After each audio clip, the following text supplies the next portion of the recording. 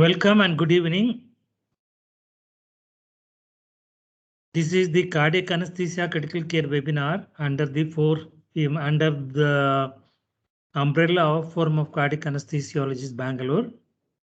Welcome to this meeting, and I request Anup Daniel to take over and conduct the meeting. Dr. Anup Daniel. Thank you, sir. Good evening, everybody. As sir has mentioned, the Forum of Cardiac Anesthesia, I invite all of you all to another session of cardiac anesthesia and critical care updates. So today we have selected a critical care topic, and to enlighten us, Dr. Maitri will be presenting or enlightening us about how to manage ARDS following cardiac surgery. Normally, we have whenever I am sure majority of you must have rotated managing medical patients during the COVID pandemic, and ARDS is something that is commonly associated with medical patients. We normally do not associate ARDS with cardiac surgery. It is a very rare combination. But in the present scenario, where we will be faced with many patients post-COVID who are coming back for elective cardiac surgery, there is a possibility that some of them will have the post-COVID recovered lungs, and they might have an exaggerated response following cardiac surgery. In such situations, how do we go about managing these patients after cardiac surgery? So we will have to refresh our knowledge about the basic principles of managing ARDS in cardiac surgery patients. So I invite Dr. Maitri to enlighten us on this particular topic based on a recent article that had come up in JCVA. Maitri? Good evening, sir. Good evening, everyone.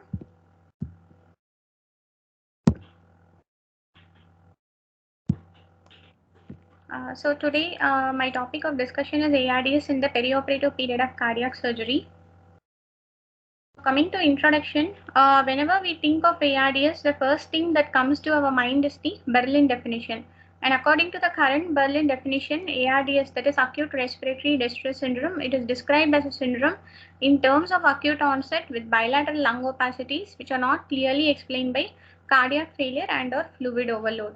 And according to the ARDS definition task force, the diagnostic criteria is the onset of illness. It should be within 1 week of a known clinical insult or new worsening respiratory symptoms. And second is bilateral opacities that is clearly seen on the chest X-ray or CT scan, not fully explained by effusions, lung or lobar collapse or nodules. And third is a respiratory failure not fully explained by cardiac failure or fluid overload. And depending upon the oxygen impairment, that is the gas exchange, the ARDS again it is classified as mild, moderate, severe, and this is based on the PaO2 and FiO2 ratio. And if the PF ratio, if it is less than or equal to 100, it is considered to be severe form of ARDS. If it is 100 to 200, it is considered to be moderate, and if it is 200 to 300, it is considered to be mild ARDS. And if we look into the common risk factors for ARDS that happens in the medical ICU, there are 13 main common risk factors which is given by the current Berlin definition. So they are pneumonia, non-pulmonary sepsis, aspiration of gastric contents, major trauma, pulmonary contusion, non-cardiogenic shock, inhalation injury, severe burns, pancreatitis, drug overdose, multiple transfusions or trolley, pulmonary vasculitis, and drowning. So this particular common risk factors is mainly given for any patients who develop ARDS in the medical ICU. However, in patients who develop ARDS after a cardiac surgery, it is challenging for us to exclude a cardiac contribution in the deterioration of gas exchanger. So this is mainly because cardiac surgical patients are usually affected by several comorbidities, and in out of them, the cardiovascular comorbidities is the top one. And once ARDS develops in them, it significantly affects their prognosis. So here in our presentation, we will look briefly about ARDS in cardiac surgery, about the risk factors, diagnosis, prognosis, preventive strategies and management options, and future directions of ARDS in the cardiac surgery.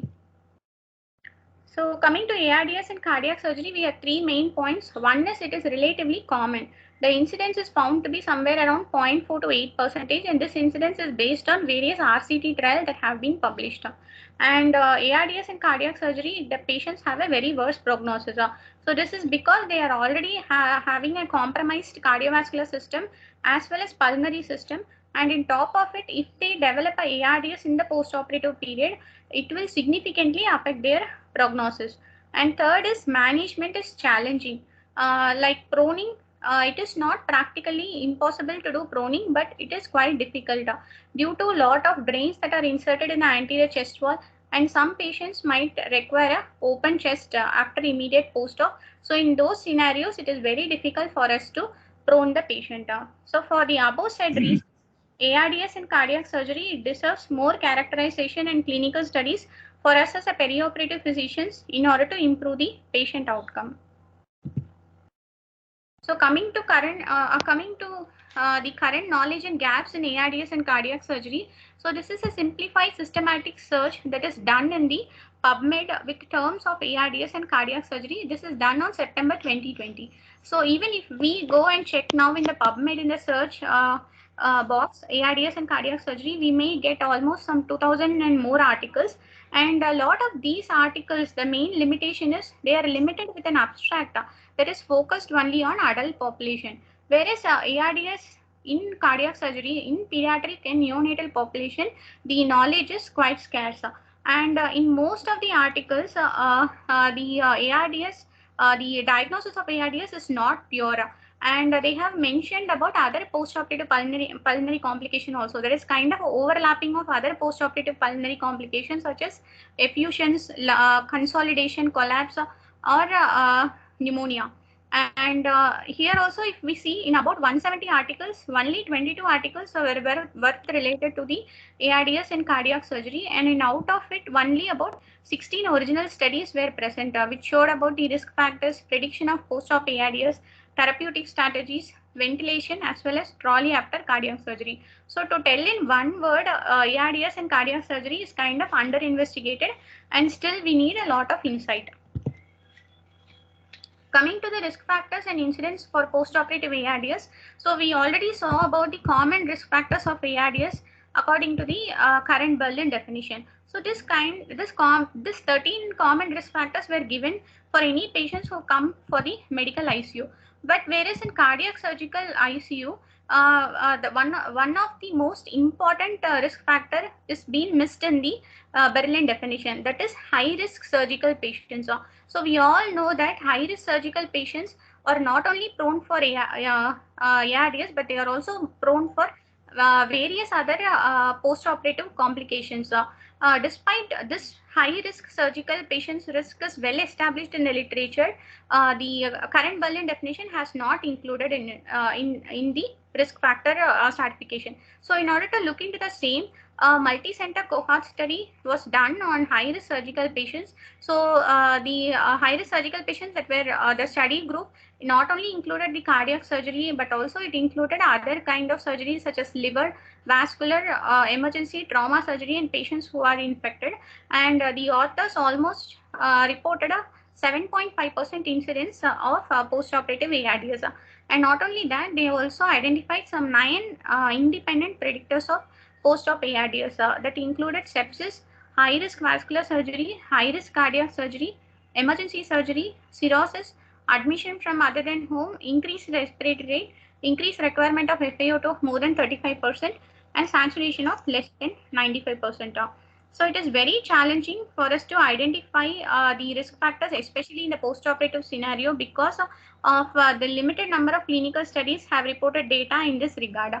And in terms of cardiac surgery, we have 2 main important recent study that were done showing the incidence. One is the recent large retrospective study, which is done in 3,946 patients, and the study is ARDS following cardiac surgery, comparing the American European Consensus Conference definition versus Berlin definition. So the authors included a lot of patient characteristics such as age, hypertension, the comorbidities such as hypertension, COPD, smoking, diabetes, preoperative renal failure, and they also included the Euro score and the type of the surgery were also included, whether it is an isolated CABG or a complex case, and they also included whether the patient required any deep hypothermic circulatory arrest, and the nature of the surgery, whether it's elective or urgent or emergency. So after briefly looking into the patient characteristics, they identified the following predictors of post-op ARDS in the cardiac surgery.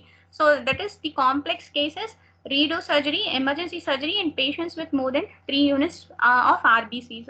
And the incidence they quoted is almost about 1.15%. And another one recent study that is reported in patients who are undergoing a type A aortic dissection repair, and they found the incidence of about 15.9%. So this is somewhat high, and this could be due to added multiple transfusions along with a pre-existing cardiorespiratory condition. So coming to ARDS diagnosis in the context of cardiac surgery, in most patients, the ARDS development is multifactorial in the beginning, along with a pre-existing cardiac dysfunction, because this pre-existing cardiac dysfunction theoretically will aggravate the degree of pulmonary edema. And whatever the diagnostic criteria that we follow in the medical ICU is followed followed same in the cardiac surgery, in the post-op cardiac surgery setup also.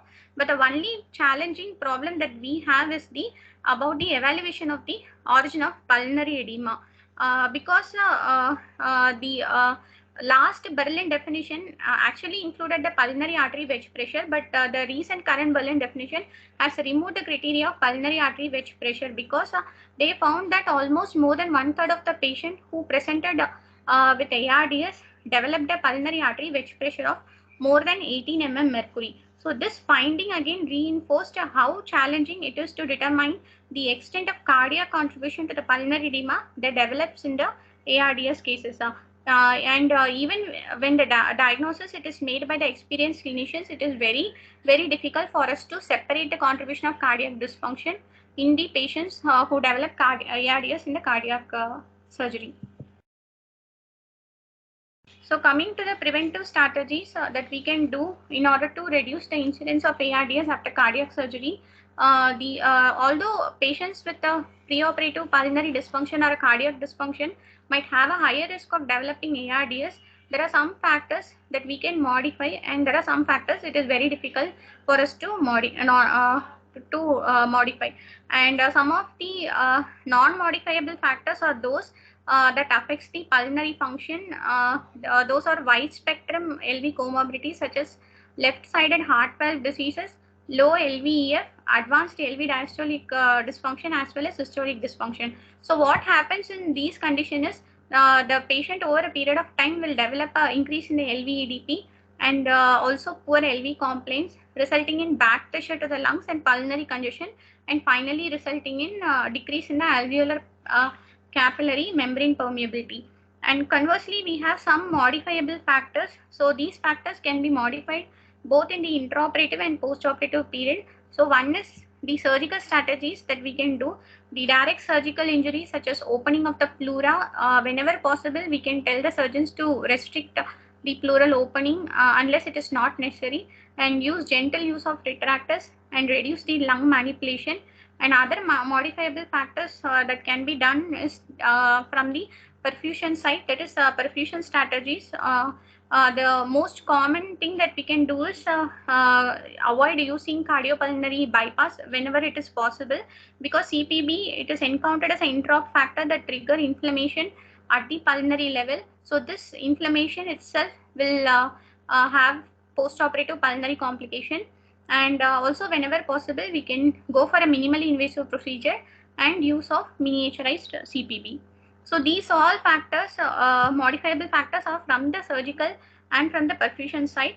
From the perspective of cardiac anesthetists and intensivists, there are some key aspects that may contribute to the reduction in the incidence of post-op ARDS after cardiac surgery. So what we can do is we can optimize the mechanical ventilation and limit the transfusion of blood products. And third is considering the hemodynamic impact of mechanical ventilation on right ventricle.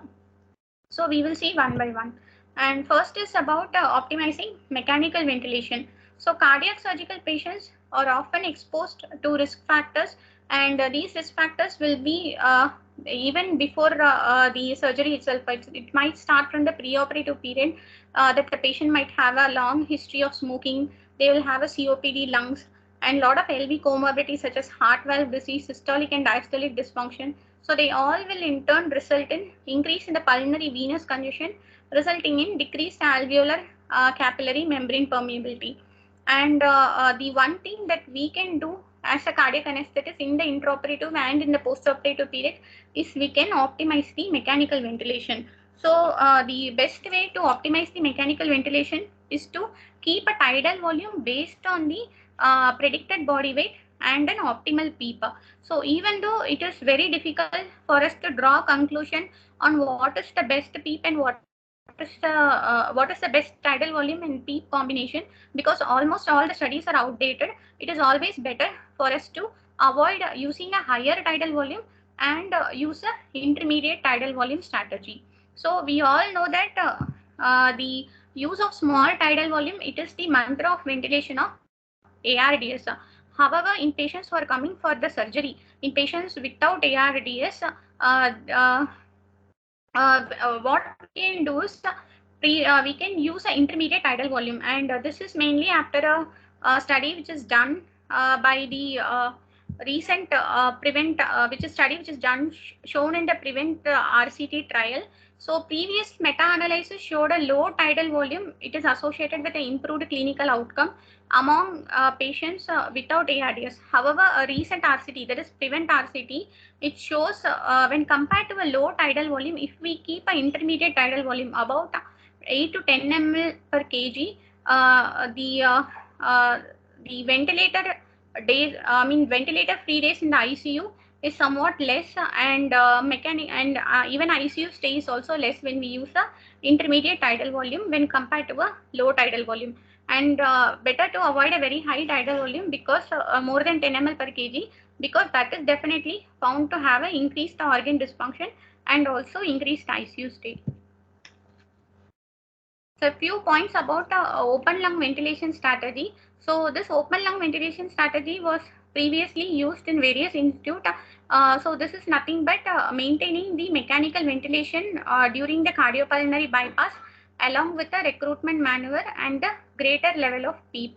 But nowadays we are not using this open lung ventilation strategy, and this is mainly after a study which is done shown no beneficial improvement in using open lung ventilation strategy in postoperative pulmonary complications.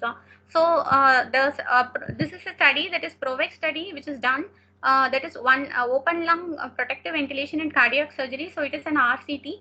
So what they basically did is they ventilated the lung when the patient was in the cardiopulmonary bypass. They utilized a tidal volume of 3 ml per kg of predicted body weight, a PEEP of 8 centimeters of water, and respiratory rate of 12 cycles per minute with a FiO2 of 40%. So they compared this open lung ventilation group with a control ventilation. In control ventilation, the ventilation during the CPB was not done. And so this open lung ventilation was done from the starting of aortic clamping till the ending of till the aortic unclamping. So once the aortic unclamping is done, the conventional ventilation was done. Tidal volume of about 6 to 8 ml per kg of predicted body weight is kept. And what they actually followed is they looked into a pulmonary electrical impedance tomography on the bedside. They measured the regional distribution of lung aeration and ventilation, and they also looked into the plasma biomarkers of epithelial lung injury. So this PROVEX study found that when compared to the conventional ventilation, open lung ventilation does not reduce the incidence of post-op pulmonary complication. And one beneficial thing is this open lung ventilated patient had a little bit of improvement in the dorsal lung ventilation, but this kind of a benefit was only short term. It did not sustain in the POD1 or POD2. And not only that, they also had a greater plasma biomarkers of epithelial lung injury, suggesting over distension. So instead of recruiting the lung, they actually caused over distension. So that is why open lung ventilation is nowadays not advisable.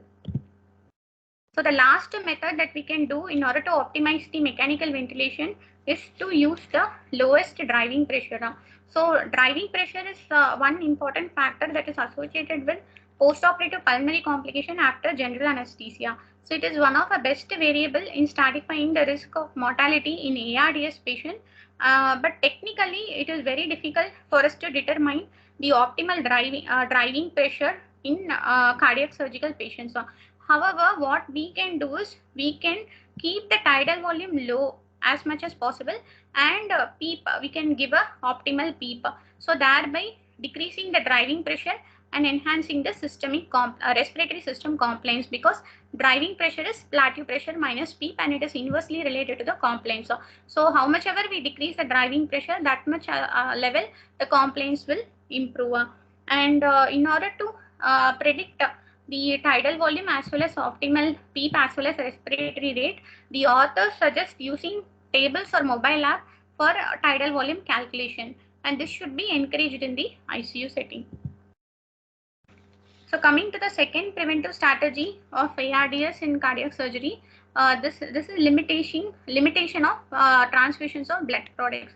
So cardiac surgery, it has a high prevalence of transfusions of blood products, and this is mainly because of the risk factors that the patient have. In the preoperative period, patients will have preoperative anemia, and some patients will come for emergency surgery without any proper optimization. And third is they will be treated with antiplatelets. And intraoperatively, there will be CPB related coagulopathy, hypothermia and blood loss. And postoperatively, patient might have hemodilution and bleeding once they come off from the CPB. So these all risk factors mainly results in transfusions of blood products in the intraoperative period and postoperative period. Although some of the risk factors are not modifiable, some we can modify. For example, in the preoperative period, we can optimize the patients who are having preoperative anemia. So this is a study which is recently published in 2021 JCVA, determining the optimal treatment to correct the preoperative anemia and to reduce the perioperative allogenic blood transfusions in cardiac surgery. So it is a retrospective cohort study, and the authors, they highlighted the role of preoperative IV iron along with apoitin alpha, and they actually found that if we use in this combination, it was associated with a significant increase in the hemoglobin, and thereby higher hemoglobin was associated with a lower likelihood of transfusion, and if at all any transfusion required, the number of transfusion significantly came down. And not only that, the postoperative outcome was also good. So the main reason that we are trying to limit the blood product transfusion is because of the serious dreaded complication, that is TRALI. TRALI is nothing but a transfusion related acute lung injury. It is a serious complication of blood component transfusion, which is accompanied by increased morbidity and mortality. And its onset is usually within 6 hours from transfusion, and the incidence is 0.08 to 8% per transfused patient. So the pathophysiology, it is about a two-hit hypothesis. So the first hit is associated with a pre-existing risk factor such as age, inflammation, exposure to foreign materials, trauma, sepsis, and neutrophil activation. Whereas the second hit is about the transfusion, blood products, how much they are transfused, and number of transfusion, type, age, use of female plasma donor, presence of antibodies, active lipids in the plasma. So during the first hit, what happens is, this is something like a pre-phase. So this involves neutrophil sequestration and priming of the pulmonary endothelium. So in the second hit, once we start to keep on transfusing the blood products, so the whatever the pulmonary endothelium which is activated, the neutrophil and whatever the neutrophil that gets sequestrated, it will start to release the pro-inflammatory mediators and cytokines such as interleukin 1, 6 and 8. So this interleukins, what it will do is, it will result in capillary leak as well as edema, and thereby disrupting the alveolar capillary pulmonary system and resulting in acute respiratory failure. So other than this, the first hit and second hit hypothesis, we also have something called immune trolley and non-immune trolley. So immune trolley is basically because of the because of the reaction between the antigen of the recipient, predominantly leukocyte antigen, and the blood antibody of the donor. And this again will result in neutrophil activation, resulting in endothelial permeability and alveolar capillary pulmonary damage. And other thing is the non-immune trolley, so in which it is mainly because of the accumulation of the pro-inflammatory mediators during the blood product storage, possibly of aging RBCs or the platelets. So in trolley, other than the various risk factors, special role is ascribed to the use of cardiopulmonary bypass, because cardiopulmonary bypass will trigger a complement system activation, and any blood that goes into the extracorporeal circuit will contact with the foreign material, will release the pro-inflammatory cytokines and activate the leukocyte, in turn resulting in increase in the alveolar capillary permeability. So the main maneuvers that we can do to reduce trolley is to correct the preoperative anemia, avoid excessive hemodilution, because the hemodilution per se will result in low hemoglobin and also oxygenation impairment, and decrease fluid overload, careful control of perioperative bleeding, avoid cardiopulmonary bypass, and if at all we are using, we have to limit the duration and implement transfusion bundles, use of point of care techniques, that is viscoelastic tests such as TEG or ATOM, and use of fibrinogen prothrombin complex concentrates. So the last one that we can see in preventive strategies of ARDS in cardiac surgery is to minimize the effects of mechanical ventilation on right ventricle and optimizing the hemodynamics. So we all know that mechanical ventilation will have effect on the RV function, and RV protection, it should be considered for not only all ARDS patients but also for patients who are coming for cardiac surgery. So generally this is mainly because right ventricle is highly sensitive, and it is sensitive not only to preload but it's also sensitive to rapid increase in the afterload, and this rapid increase in the afterload is mainly determined by hypoxia, acidosis, and high intrathoracic pressure. So the main reason the increase in the intrathoracic pressure affects the RV is the intrathoracic pressure, it will be transmitted both to the central veins and both into the pulmonary artery system. So whatever it is transmitted to the central veins will result in reduced RA preload, and the RV preload also will come down, further reducing the RV stroke volume. And again, in the intrathoracic pressure that gets transmitted to the PA pressure will result in increase in the pulmonary vascular resistance, and in turn resulting in increase in the RV afterload. The RV work tension will increase and further decreasing the RV stroke volume. So these kind of changes that the RV shows, it usually tries to compensate if it happens in the chronic phase, but the ability to compensate for acute changes are usually poor, and RV will go for a decompensation followed by increase in the end systolic volume. And this failing right ventricle has a prolonged myocardial strain that will exceed the duration of the left ventricle myofiber strain. And right ventricle will not only will have increase in the end systolic volume, but also the over a period of time the end systolic pressure will rise, and this pressure will be more than that of the LV, causing paradoxical septal motion with a reduction in the LV preload, LV stroke volume, and finally the cardiac output will come down. So this is a picture showing the RV pressure overload will lead to deviation in the interventricular septum towards the LV, and this happens during the diastole, and this is called as the paradoxical septal motion, and it becomes flattened during the systole, resulting in a D-shaped LV. So it is very important for the post-operative clinicians to detect this RV dysfunction at an early phase by a bedside echo, and it will definitely have a clinical significant effect. And what we can do is we can minimize the fluid overload, and we can start some supports for the right ventricle. So this is again effect of PEEP on the right ventricular afterload. As we can see, PEEP also has a similar effect of increase in the intrathoracic pressure. PEEP will decrease the preload of the RA, as well as the RV preload will come down. And once the PEEP is transmitted to the PA pressure will increase, resulting in RV afterload that gets increased, resulting in decrease in the RV stroke volume.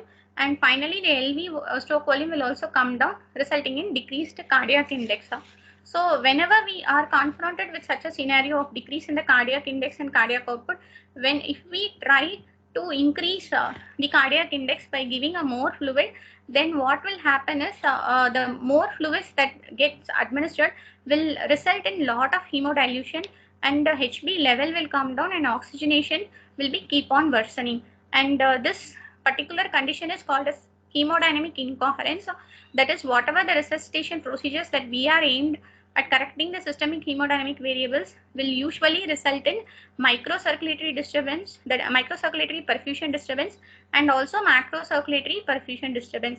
And this is what exactly happens, especially in cardiac surgery after CPB also, due to lot of hemodilution.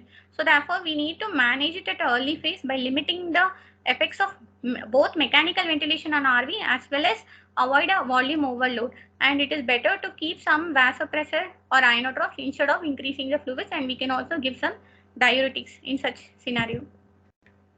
So coming to the management of ARDS in cardiac surgery, the treatment options were quite similar to the ARDS that happens in the medical ICU, but there are some differences, and we will see one by one. So the first is non-invasive respiratory support. So non-invasive respiratory support, we have two main types of non-invasive respiratory support. One is a high flow nasal oxygen, and other is a NIV, that is a continuous positive airway pressure. So both HFNO and NIV has been found to be beneficial in patients who are having mild ARDS, but still data is not that good if we use NIV in moderate or severe ARDS, and still we need some data regarding the same. And in terms of post-op cardiac surgery, once we extubate the patient, we can keep either HFNO or NIV, and this prophylactic use of NIV is again demonstrated to have a decrease in the length of hospital as well as ICU stay.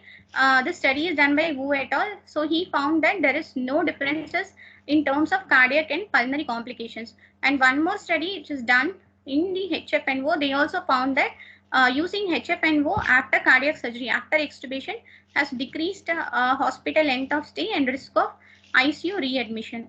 However, if we see into the role of HFNO or NIV, that is CPAP in patients at risk for reintubation, the role of NIV in adult patients is somewhat superior when compared to the HFNO.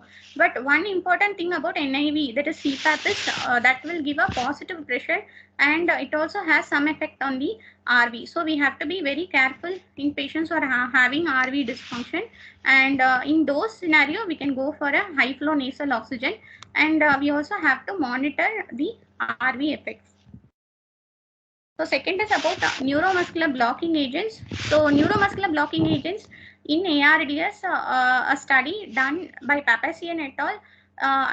In neuromuscular blocking agents in early ARDS, which is published in NAGM in 2010, it showed a decreased mortality. So the authors used cisatracurium for patients who are having a PF ratio of less than 150, that is moderate ARDS, and it was used for continuously for 48 hours, and they did not find any difference in IC acquired paresis between the groups, that is placebo versus cisatracurium. So this is done for cases without post-operative, without any post-operative surgical setting. It is done in medical ICU ARDS.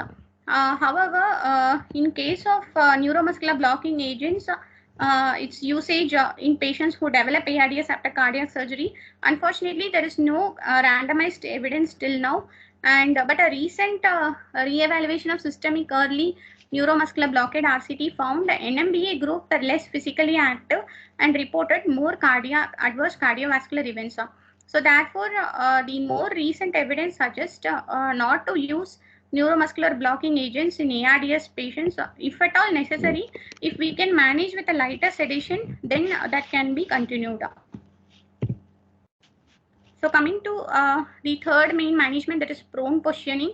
So a landmark PROSEVA trial, that is prone positioning in severe ARDS in NAGM 2013, showed that patients with ARDS where PF ratio of less than 150 mmHg, that is moderate ARDS, found to have a decreased mortality in patients who are receiving in prone position.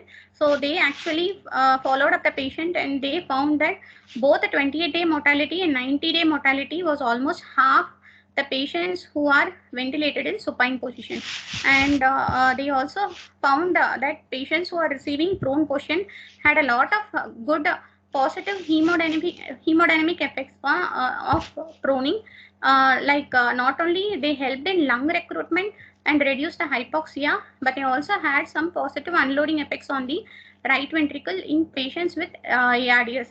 So they found that the pulmonary vascular resistance came down, and the RV afterload also decreased with the proning. And not only that, there was also significant RV to LV end diastolic area ratio reduction, and incidence in the tricuspid regurgitation was also found to be less. And this positive unloading effect was followed by improvement in the LV preload, and if the preload reserve is good, those patients were found to have a good cardiac index. And if the preload reserve is not good, then there was no change in the cardiac output. So the one recent issue that we will have in patients who are having cardiac surgery is the recent sternotomy. So other than that, proning has a positive effect on the hemodynamics.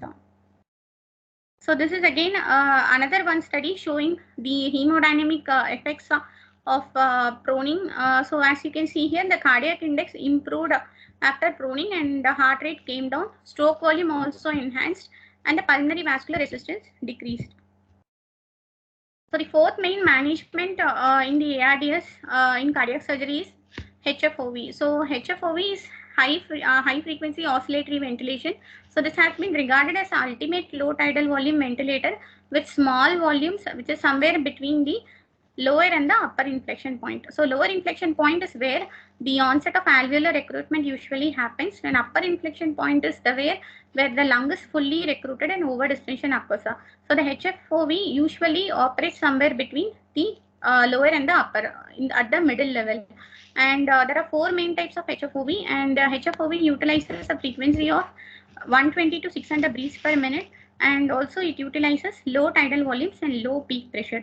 So even though HFOV was found to prevent the ventilator associated lung injury, and also it is found to use a low FiO2 with adequate ventilation, the main problem with HFOV is when compared to the conventional ventilation, the authors found whenever the patient were switched from the conventional ventilation to HFOV, the HFOV patient had a higher mean airway pressure, and airway pressure were increased like 5, 10, 15, and finally it caused barotrauma and hemodynamic compromise. That is, higher use of vasopressor was seen in those interventional group, and also greater mortality. So that is why recently HFOV is not that beneficial when compared to the conventional ventilation, and this is again proven by the OSCILLATE and ASCOR RCT. So first, the main management is the lung recruitment and PEEP up titration. So lung recruitment is nothing but applying a continuous positive airway pressure of about 35 to 40 centimeters of water. It is used for 30 seconds to 2 minutes, and this is used at aiming at recruiting or opening totally or partially collapsed alveoli. So in this way, we keep the alveoli open for a long time. And not only that, PEEP up titration is increasing the PEEP simultaneously while decreasing the FiO2. So this increase in the PEEP will keep the alveoli inflated during inspiration. Even though the use of PEEP up titration and lung recruitment was found to improve the hypoxia, the R trial showed increased 28-day mortality when compared to lower PEEP, and this is mainly because of the lot of hemodynamic side effects that we see with the PEEP, and especially usage of higher vasopressors in patients who are having a higher PEEP. So the other methods in which we can recruit is periodic recruitment with a series of traditional sigh breaths, intermittently rising PEEP over several breaths, extended sigh maneuver with stepwise increase in the PEEP while tidal volume is decreased, and intermittent application of pressure control ventilation with incremental high PEEP. So in cardiac surgical setting, again, till now there is no study in ARDS and cardiac surgery regarding the lung recruitment and PEEP up titration.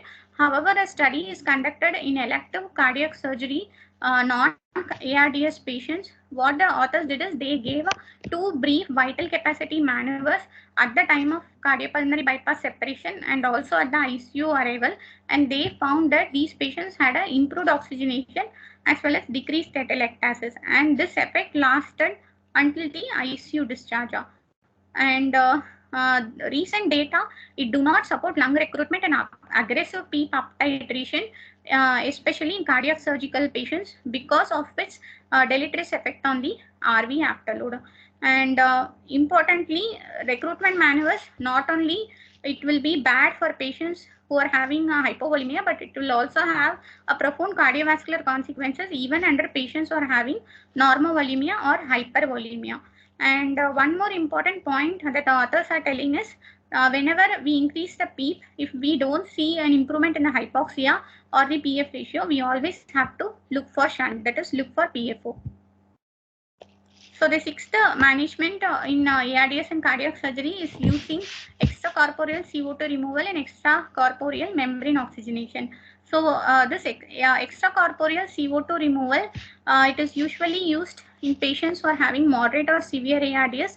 Again, a supernova trial which is done showed that moderate ARDS patients can safely undergo extracorporeal CO2 removal, and consequently they can receive a reduction in the tidal volume and driving pressure, and they also found a less adverse event and mortality was 27%. This study is done in patients who are having the ARDS that happens after the common risk factors in the medical ICU. However, in cardiac surgery, till now, regarding the extracorporeal CO2 removal and ECMO, no such studies have been done. And in terms of ECMO is again indicated when the patient is in severe ARDS with potentially reversible lung disease and who are dying of a severe hypoxemia despite maximal conventional ventilatory care. That is, if the PaO2, if it is less than 50 mm mercury for more than 2 hours with a FiO2 of 100% and with a maximum PEEP, and PaO2 of less than 50 mm mercury for more than 12 hours with a FiO2 of 0.6 and maximum PEEP. So the last trial, that is CESAR trial, showed a reduced mortality in ARDS patients with ECMO. However, recently a newer trial has come up, that is EOLIA trial. It is not, the beneficial effects of ECMO was quite disappointing in this trial. And one advantage that we have in cardiac center is both extracorporeal techniques, it can be utilized well because we have a high level of expertise, that is perfusionist, and in some scenarios, ECMO may represent a reasonable options for patients with moderate and severe ARDS and cardiac surgery, but still more data are needed. So the last main important management that is given for ARDS management is the use of inhaled nitric oxide. So use of inhaled nitric oxide currently is not supported in ARDS patients despite a transient improvement in the oxygen. So this is because the inhaled nitric oxide utilization, we found no difference in the ventilator free days or duration of mechanical ventilation or resolution of multi-organ failure, and the quality of the life, length of ICU or hospital stay or cost benefits also not much difference was seen when compared to conventional ventilation in patients in whom inhaled nitric oxide is used along with the conventional ventilation. And other important thing is patients who had inhaled nitric oxide are found to have an increased risk of renal impairment. So again, its use in cardiac surgery is quite debatable. And if at all we want to use, we can use inhaled epoprostenol, which can be considered as an alternative. So to conclude with, more research is needed at multiple levels, and prevention of lung injury appears to be the utmost important factor, and avoid using excessive perioperative transfusion and optimize the mechanical ventilation settings and hemodynamics. So these all seem to be the most modifiable risk factors. And in patients who develop ARDS after cardiac surgery, extracorporeal techniques may represent a valid choice in expertise hand, and use of neuromuscular blocking agents, prone positioning, and inhaled nitric oxide can be considered on a case-by-case basis, whereas aggressive lung recruitment and oscillatory ventilation probably should be avoided.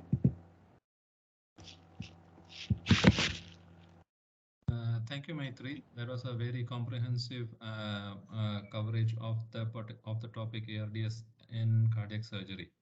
So covering right from definition, pathophysiology, as well as preventive strategies. You very nicely concentrate on the preventive strategies, because always prevention is better than cure.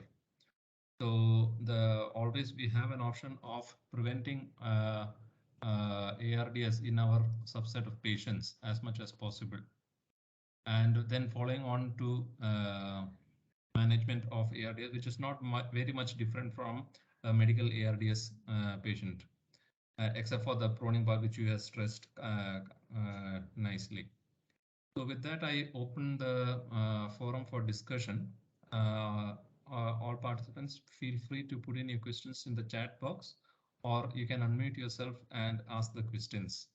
Or if you have any particular points or any discussion points to share, please feel free to do so. Dr. Anup, if I can add, this is Dr. Akin. Yes. Yeah. So one point I would like to raise is that as we're doing increasing number of off-form cases nowadays, we need to make sure that the overall fluid overload and dilution which happens because of sometimes prolonged duration of surgery needs to be considered. And I think overall limiting the duration of surgery and keeping overall hemodilution during off-form surgery, I think might be a key in preventing complications in the post-operative patients as well.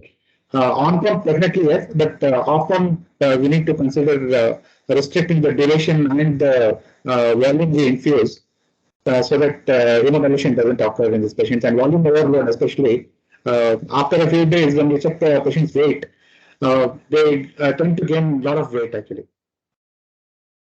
Yes, sir. That's a very good point. And Dr. Maitri also in her presentation had rightfully very nicely pointed out the importance of preventing TRALI. So maintaining or optimizing the preoperative hemoglobin, avoiding blood transfusions, avoiding hemodilution, as you have also highlighted. Yes, all these are very, very important points that we have to take care of when we are managing these patients.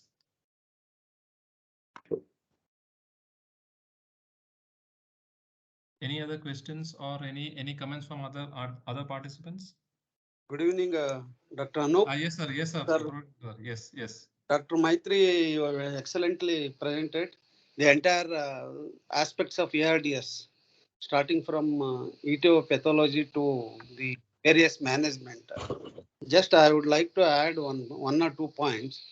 Especially in pediatric ARDS, what is the role of surfactant? Whether surfactant will help?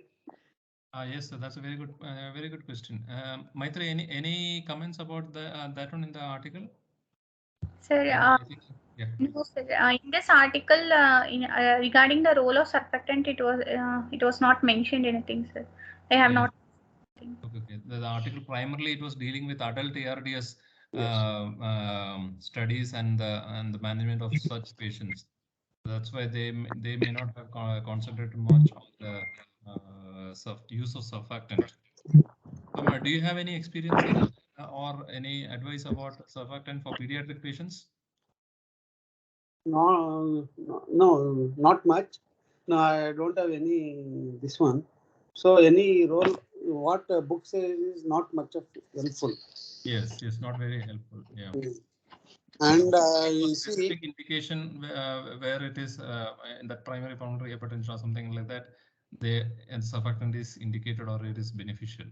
And other point is in ventilating the patients, liquid ventilation, liquid oxygen ventilation will definitely improves the oxygenation to the patient, it seems. Why? Because it has got high dissolving capacities of carbon dioxide and also oxygen. So it transmits very well the oxygenations and decrease the carbon dioxide level. So can you just elaborate more on that particular aspect, sir? Liquid ventilation you are talking about. Liquid oxygen. So with the use of perfluorocarbons elements. Okay. So what he says that it has got the dissolving capacity of carbon dioxide more. affinity and it improves the oxygenations. But is it available, sir, in India? No, that's what I wanted to ask. Yeah, Sarwal. I am the experience. so not aware of other than in research settings and in academic institutions. I am not sure whether anybody well in India is using perfluorocarbons. Only sir, And, any comments on that particular point? ಹಾಕಿದ್ದೀರಾ ಹಾಕಿಲ್ಲ ಆವಾಗ ಹಾಕಿಲ್ಲ Ratan sir, any other points to add about that one? Liquid ventilation. Daily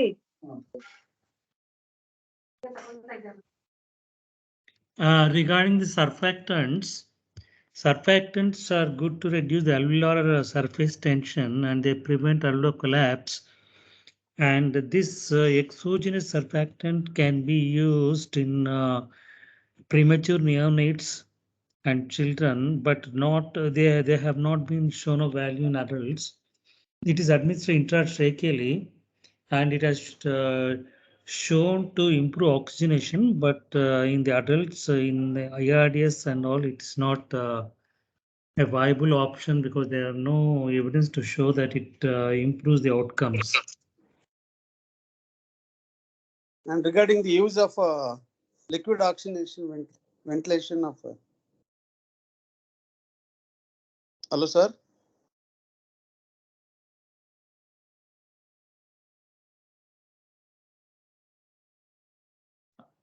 Yes.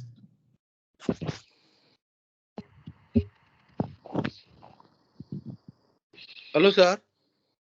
I think sir has muted himself, so he'll come back to us. So thank you, sir, for that comment about the surfactant. Then providing if the hemodynamically stable, what this one permissible hypercarbia will help. Yes, when we are managing ARDS patients, permissive hypercapnia, we will have to be because we have to concentrate on Up lung to the effective 60 ventilation millimeter of in this kind mercury. ARDS. Up to the 60 millimeter of mercury if the hemodynamic status is stable. If there is no acidosis and if the hemodynamics are supported, permissive hypercapnia can be allowed in documented ARDS. Yes. And Anything beyond that, we of, have to think about mechanical support. use of reverse ventilation also helps. Inverse ratio Inverse ventilation. ratio. Yeah. Yes. Play a very important role for oxygenation and especially it opens up all the alveolar opens up even after the end of the expiration for the oxygenation. This liquid ventilation has been tried in adult patients. Yes, sir. But there are a few problems with that. The incidence of pneumothorax is very high and it may cause hemodynamic instability and the endotracheal tube may get blocked because of the liquid in the tube. And carbon dioxide elimination is also a possibility. Elimination problem is a possibility. Carbon dioxide elimination may not be perfect. And this also, when you take the X-ray, you get confusing pictures of the lung fields when patients are ventilated with liquid perfluorocarbons. So we are these are some of the problems which have not made it a popular technique in general. But we need much more research in this field to get some idea about this mode of ventilation. This has been talked for several years, maybe now 10 to 20 years. But it has not seen the light of the day, which means there are some issues which have to be sorted out before we can recommend it on a routine basis. Thank you, sir, for that comment. Any other questions anybody is having? Free of strict control of inflammations, glucose control also helps in the preventing the ARDS. Yes, sir. Yeah. What is your impression about use of PEEP or CPAP during bypass? Will it have some sort of salutary effect on ARDS development? Yes, sir. See, PEEP, as we know, if it is excess out of optimal PEEP or this one, so the injuries, it increase the airway pressures.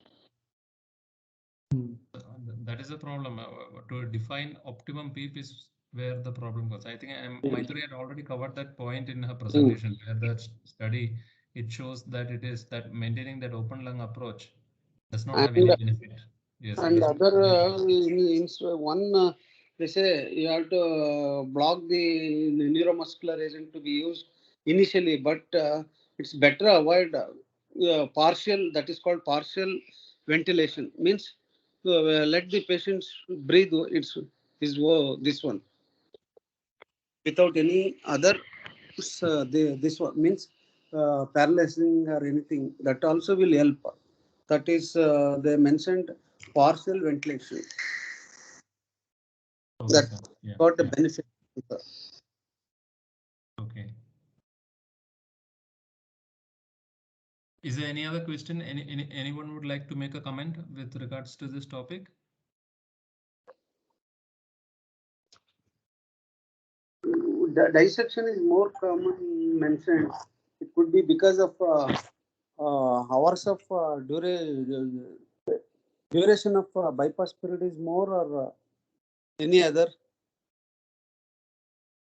dissection of aortic. They mentioned the incidence is more common with the dissection surgery, dissection of aorta.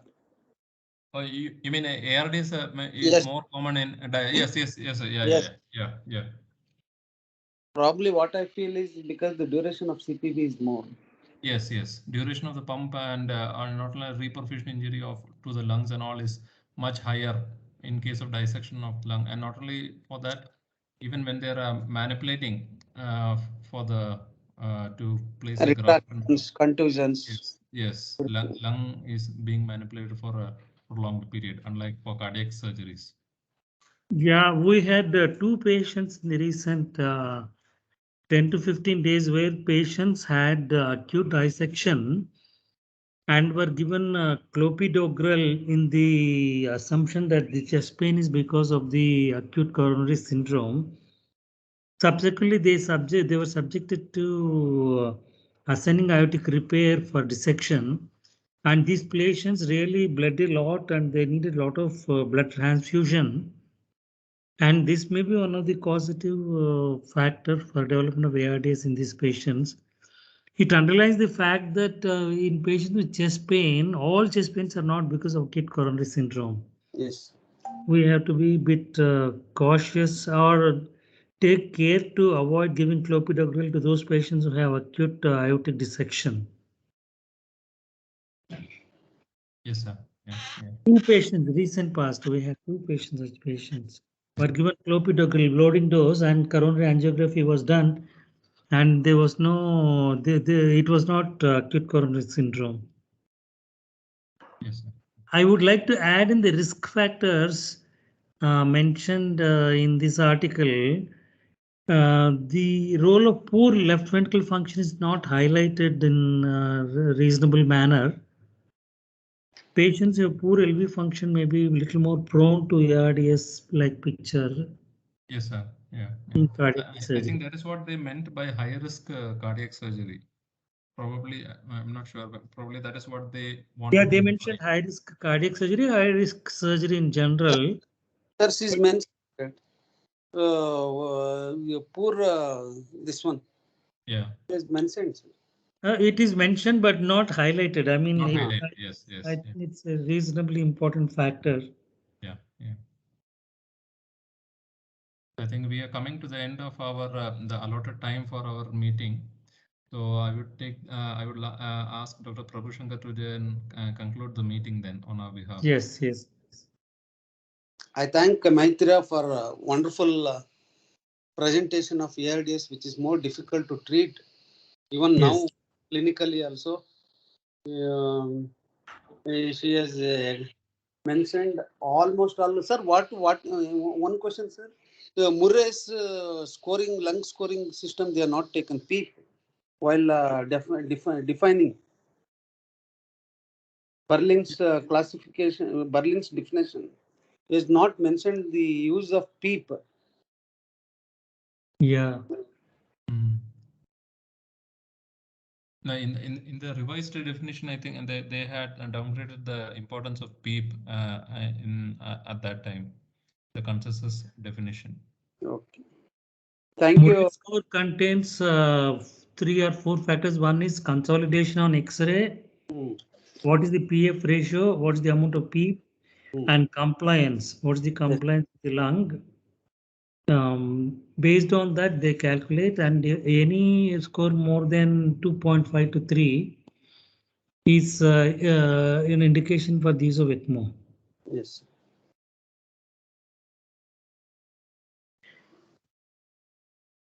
I thank Maitreya for wonderful presentations, and I thank one and everybody who participated. And lastly, I thanks Rajiv also for his contributions. Yes, yes. Thank you, sir. Thank you, sir. Thank you. Good night. Thank you, Maitri. Thank you all. Thank you, Anup. Thank you, Prabhu, everybody else.